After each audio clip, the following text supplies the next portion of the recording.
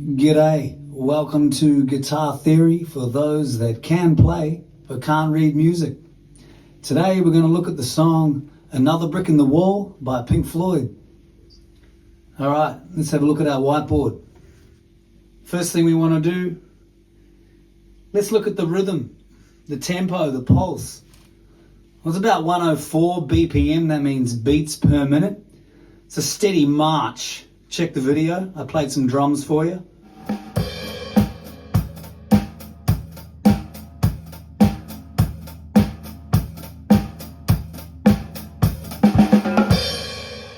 It kind of emphasizes a march, sort of military-like, marching towards battle kind of thing. I think Roger Waters, the writer of this song, his father was in the war, so it heavily influenced his music. All right. So in the verse, we're pretty much just chugging on a D minor chord, this kind of thing.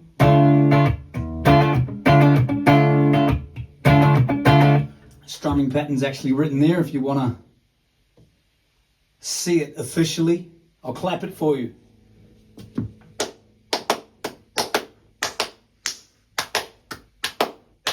Da, da, da, da, da, da, da, da, da.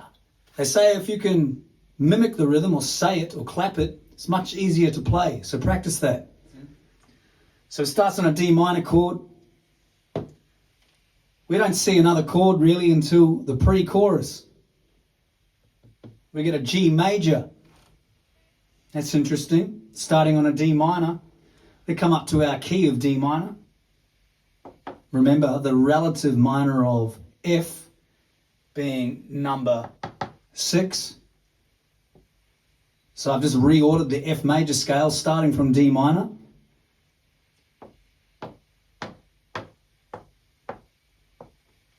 So if this song is in the key of D minor and F major,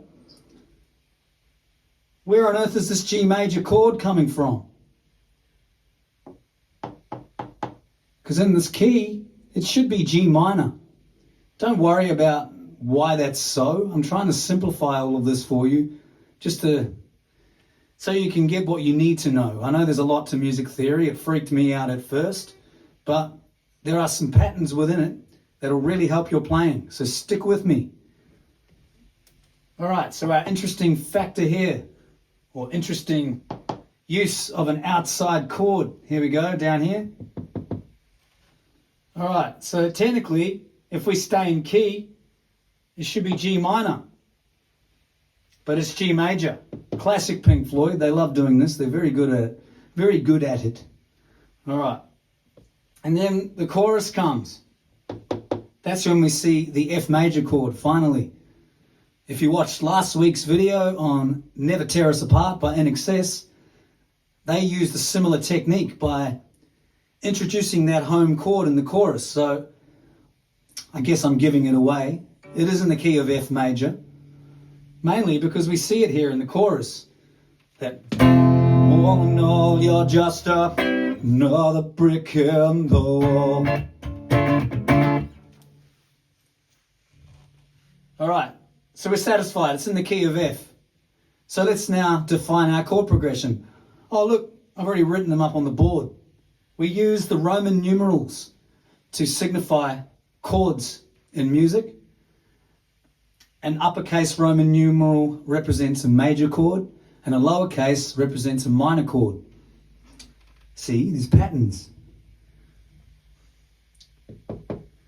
All right, so if we're in the key of F, we're starting on scale degree 6. So I've written it VI here to represent minor, D minor. There's actually a moving bass line behind that D minor. It goes a bit like this. All right, it's just a D note and then leading off from the C. That's also another strong indicator that we're in the key of F major, because C is the dominant, also the second most powerful chord in the key. We've got chord 1 and 5. Number 4 is also very good, but 1 and 5, we recognize them better in our ears. Just the way we are, the way music's been, whatever. All right. So our chord progression goes 6, 6 for the whole verse, and then boom.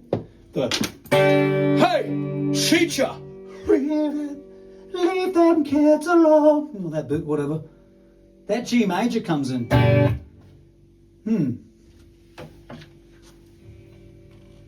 So I'm going to write it as 2, but put it in capital letters to represent that it's scale degree 2, but it's major. Now this is a fancy little compositional technique called mixture.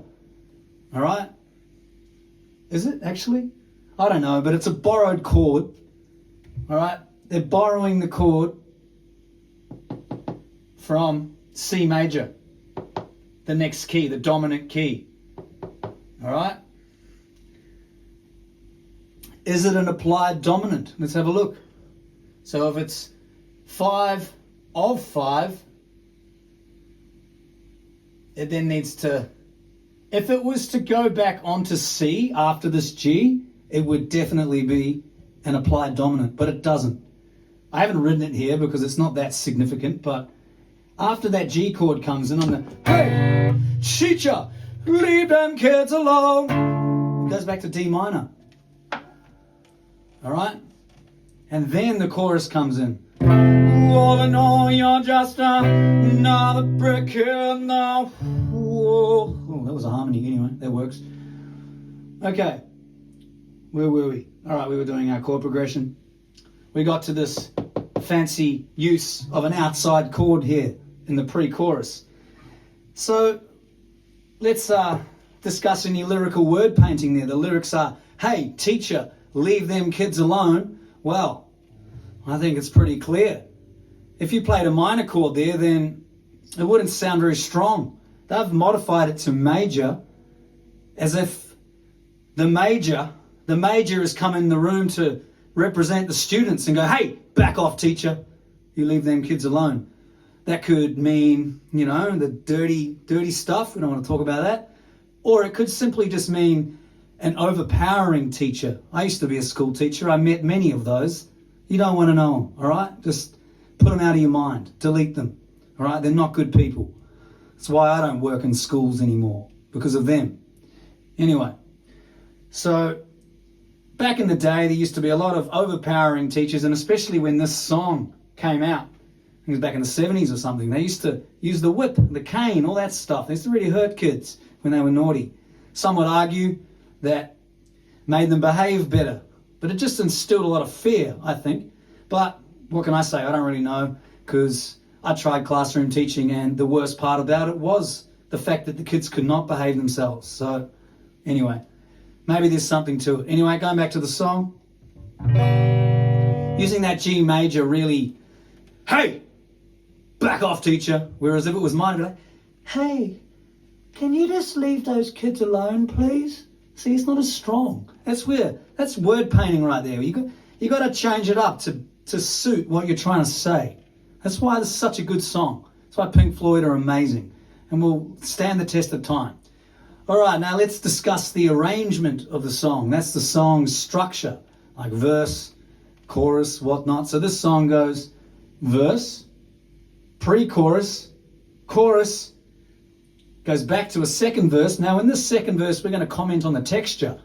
Texture is another element of music. I haven't written it on the board, but we can talk about it. Texture, basically, think of a cake, the layers in a cake. Each layer it adds to the texture, okay? So in this song, we've got drums, bass, guitar, and in this second verse, we get this choral kind of group of school kids singing that line of, you know, we don't need no education, we don't need no force patrol, something like that, no dark sarcasm in the classroom. Very strong words, so it's very clear. I believe it's a message against brainwashing. They don't want to be fed lies. That's what I think's going on. Now, if you look at the name of the song, Another Brick in the Wall, well, maybe that's what Roger Waters is trying to tell us. We're all just bricks locked into this wall of society. How do we break out once we're locked into the wall? You know, we're young kids, we grow up, we're free, then we get molded, and then We get stacked into the wall of society. You're stuck. Don't want to be stuck. So you look at the song, there's so much meaning in it. We don't need no education. They're protesting that. And then the chorus comes, all in all, you're just another brick in the wall. So it's kind of like truth slams home. There's nothing you can do about it. You're going to become a part of the wall. But maybe you can modify your brick accordingly so it's cool and groovy. I don't know. But it's very powerful. You can learn a lot from Pink Floyd. Go and listen to more of it. Now, I almost lost where we were. Okay. So that second verse with the kids, it's beautiful. We all know it. And then back into a pre-chorus, chorus, and then we get the guitar solo. David Gilmour, an absolute epic guitarist, one of the best ever.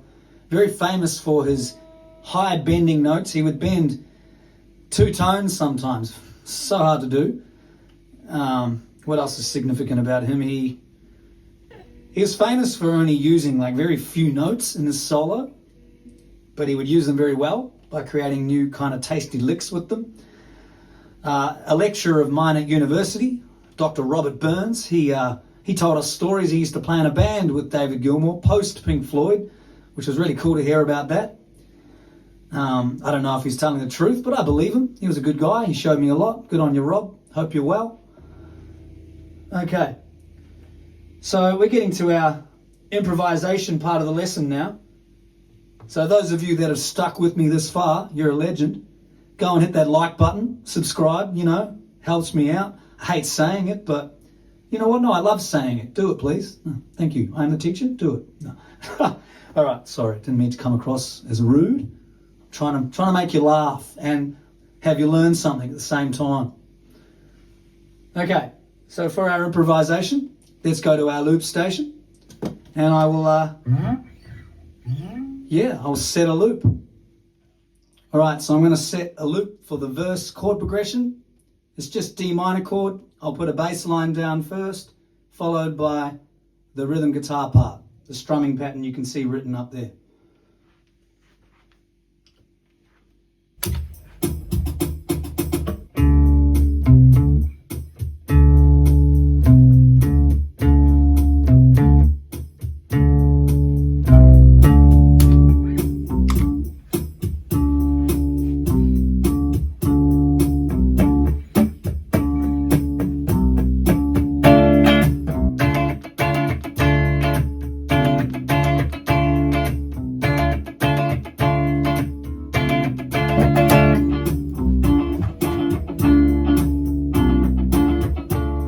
Here we go.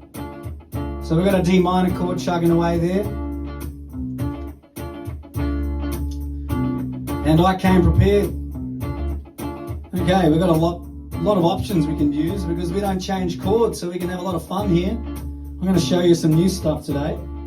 We know that D minor is F major pretty much, same scale. So technically we can use all of these. So F major, A Phrygian, D Aeolian, C Mixolydian. Now something fancy here. F major, it's actually the same as E Locrian. Locrian mode is what you play off the 7th scale degree. E being the 7th note of F. Alright, it's basically just starting the F major scale, but starting on that 7th, leading on to 1. It sounds complicated, but it's like one whole less scale you need to remember. If you remember that the Locrian mode is just the major scale, but starting on 7, not 1. You can make your stuff sound pretty tasty with that. Anyway, I'll demonstrate. So here's the D Aeolian mode.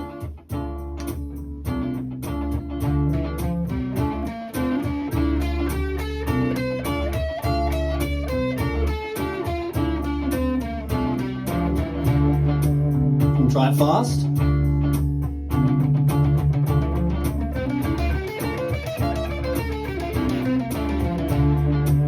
Alright, now the E Locrian is right next door. See, F is here, So I just start from first finger, it's even easier.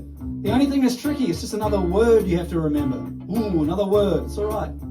Here we go. It'll sound weird starting from that seventh, but the rest of the notes will bring it into sense.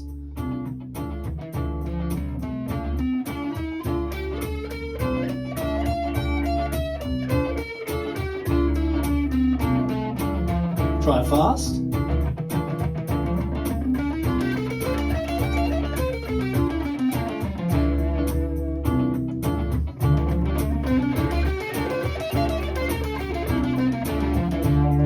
So yeah, you go down one, up the other, all of that cool stuff. All right, another one we can try on this good is a C Mixolydian. Yet again, that first note might sound a little bit off, but the rest of the notes bring it into sense.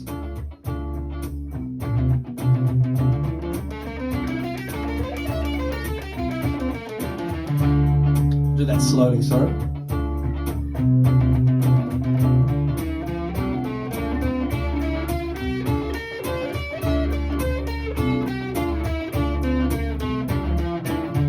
So it's all just F major, but we're reordering the notes, going up the neck. All right, let's go down here to the A Phrygian.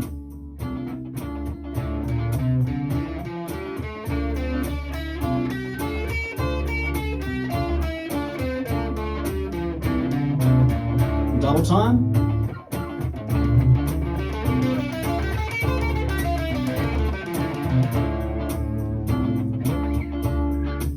And then F major's down here again, but let's keep things simple. We're going to play between A Phrygian, C Mixolydian, D Aeolian, and E Locrian, which is also F major. So we've got 4 scale patterns to use here. More than enough notes to create a solo. It is bad practice to just play up and down the scale. You don't want to do that. The art is picking from the notes, picking your own way through the notes. That's where the art is. That's where you can be creative, okay? So now that I've showed you which notes you can choose from so you stay in tune, then all you have to do is practice, put the time in, okay? I did, you can too. All right, I will demonstrate going between those scales, modes.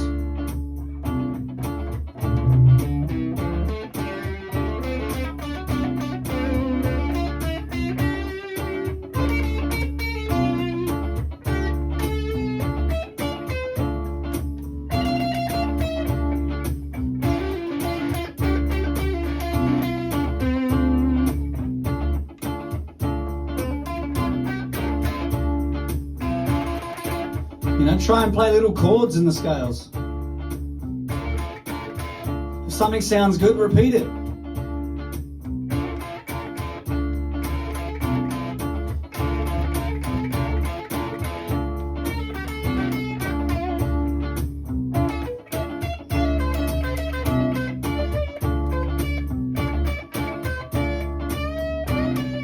Now bending, it's all about where are you bending to. Don't just pick a note and go, yeah. Think about, listen, where's it going? All right, a double bend. Brilliant. You hear that? That's a 1.5 bend. You've got to really be listening, okay? Don't just stick to the scales, still use your ears, all right? I'm a very visual learner, so I had to do it this way. It took me a long time for my ears to catch up, but they did. It's all right. So I could go on for ages.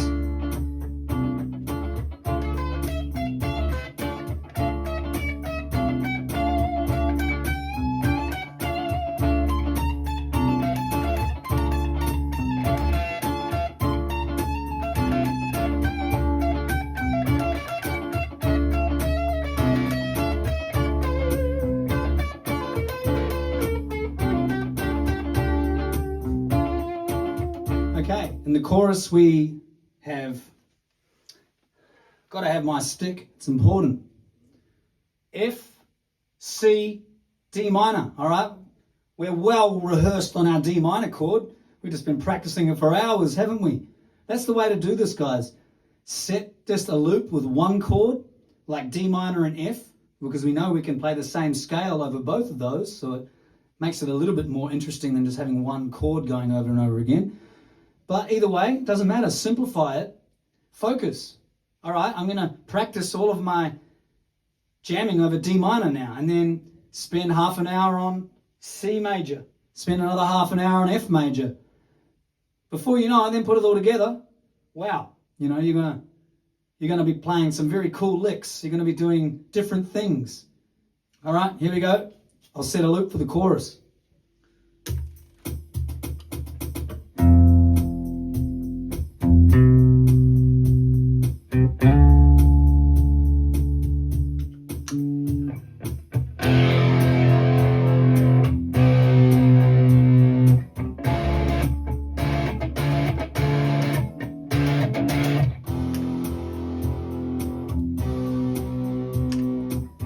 I think we need some clean guitar in there too.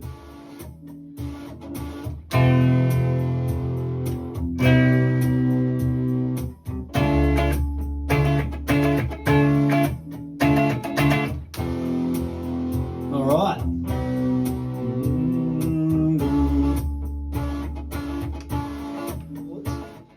For the F major, we're going to play the A Phrygian mode. All right, for those major chords, I've worked it out. It's easier just to approach from the third scale degree and use the Phrygian mode. It works really well over both the relative minor and the major chord, so why complicate things when you don't need to? Okay, so for the F major chord, I'll play the A Phrygian, A Aeolian, back to A Phrygian, just like last week's song. Lots of fancy language, but it's all just simple stuff. They're just using cool words. I really like those names. I've memorized them.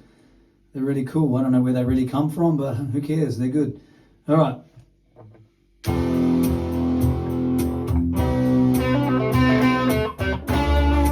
All right, A Phrygian.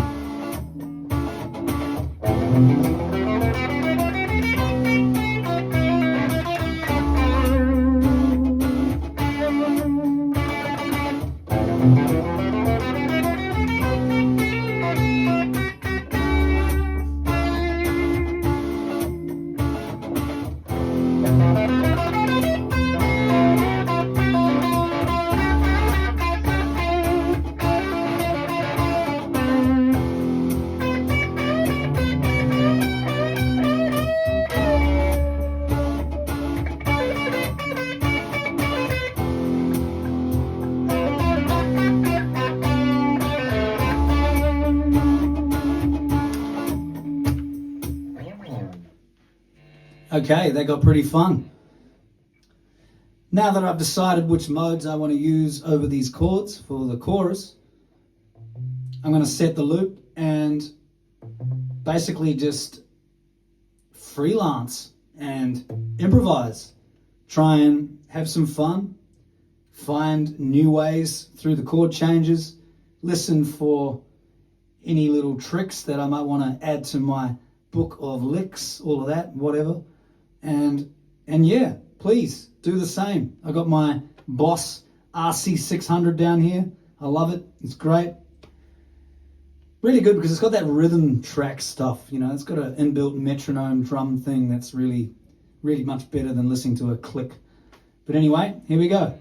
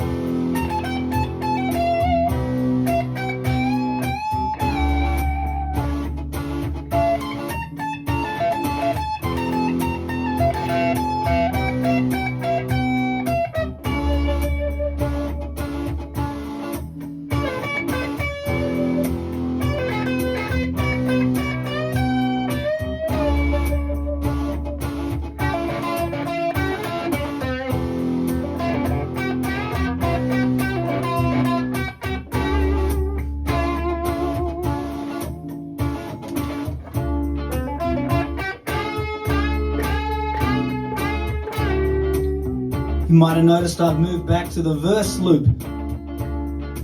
I'll hang out on D minor for a while.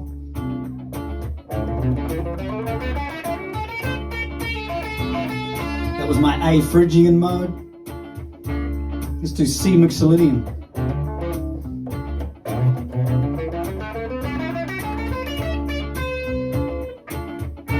D Aeolian.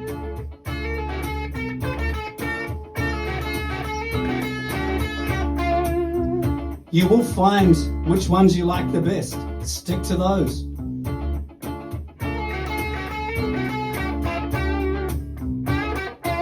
Sometimes when I need more variety, or I'm trying to make a new solo, I go and use other modes that I've never really used before and try and incorporate them. Alright, that's enough of D minor. Let's hit that chorus again, you'll hear the effect.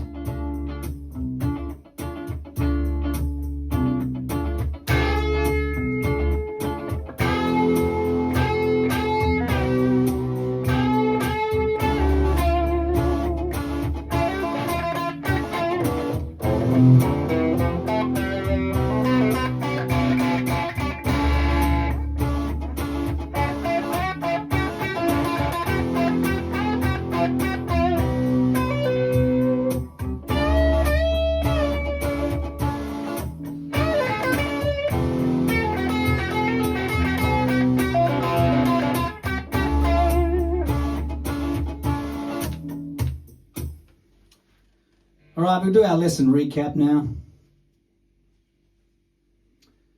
We looked at the song, Another Brick in the Wall, Part 2 by Pink Floyd, off the album The Wall, released, I think it was 1971. Let's go with that, somewhere around then. Alright, we looked at the verse chord progression, which is just D minor. And then we get this pre-chorus on the G. We didn't do any improvising over that. You could try. Just be cautious. You're going to need to change key almost. You're going to need to move into the C major key if you want to stay in tune with it. You'll notice, try play the one of the modes out of F major. You might find a way through it, but yeah, you probably where it will go out of tune is that third, the G major. If you want to know, it's just 1, 3, and 5. Well, I haven't got G up here, but I've got C. 1, 3, 5, G, B, D are the notes of the chord. So they've got a B natural. In the key of F major, there's a B flat. So that's why that G major chord is out, an outside chord, because it's using a note from outside the key. Okay, then we came to our chorus. We looked at the chord progression right through the song and commented on the arrangement. There's your strumming pattern. We also discussed the lyrical word painting. It's everywhere through Pink Floyd's music, so if you like that stuff, I certainly do. Go and have a listen to all of their albums. It's great stuff. My favourites would be The Wall, Wish You Were Here, maybe those two. Yeah, I love those. And of course, Dark Side of the Moon. There's lots of good music there. Sorry if I forgot any good stuff. Animals is pretty good. Let's do a shout out to Sid Barrett. He did well. Did a lot of acid. Good lad. Anyway, no, I don't know that. Sorry, I'll take that back. Okay. And then we improvised. At the end of our lesson, we looked at setting some loops. I didn't show you how to play the solo from David Gilmour. I don't actually know it. There was a time when I learned it and I could play it. I've sort of found memorizing solos too exhausting these days. I prefer to know my modes and scales and be able to improvise through a chord progression. Because when you're playing live or playing with a band, it's great when you know the solo. It is awesome. Do that if you can. But quite often you'll be expected to play lots of songs, and in the end you're going to need to be able to improvise if you want to play with the band more often. Because they might yell at you and go, lead, and you got to play some lead. Well, you're only going to be able to do that if you know the chord progression and you know which modes you can play over those chords or throughout that chord progression so you stay in tune. All right, please leave a comment. Tell me how to do this better. Please critique me, that's fine. I'm just starting out with this stuff. I'd love to grow my channel. I release my own music under Lachlan Grant Splendor. Go and listen to that. Yeah, don't really like this part, but we've got to do it. Please like, subscribe, all of that. And we will see you next week. Thank you.